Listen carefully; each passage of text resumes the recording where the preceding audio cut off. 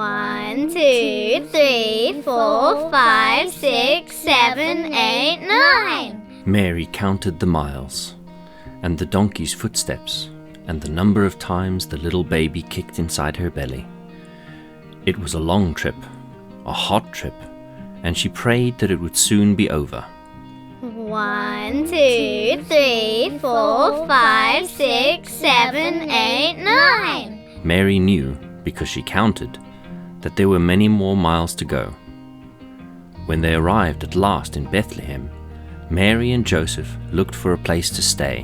1, 2, 3, 4, 5, 6, 7, 8, 9. They knocked on door after door, but at every door the answer was the same.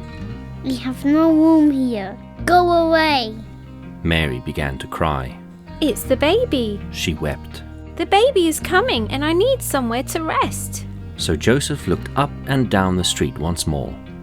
1, 2, 3, 4, 5, 6, 7, 8, 9. And there, at house number 10, he found a door he had missed.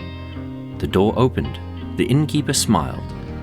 But when Joseph asked if he had an empty room, the innkeeper sadly shook his head. Bethlehem is bursting. He said with a sigh. We have no room at all. But my wife, Joseph pleaded. My wife is about to have a baby.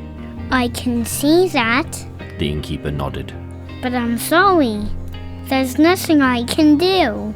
And he started to close the door. Please, Joseph cried. Please. Mary wept as well.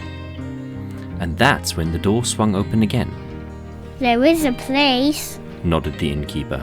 back behind the inn. It's nothing fancy. It's warm and clean and dry. And you can have your baby there. So he led them to the stable, and there, among the animals, Mary finally lay down and gave birth to God's own special son.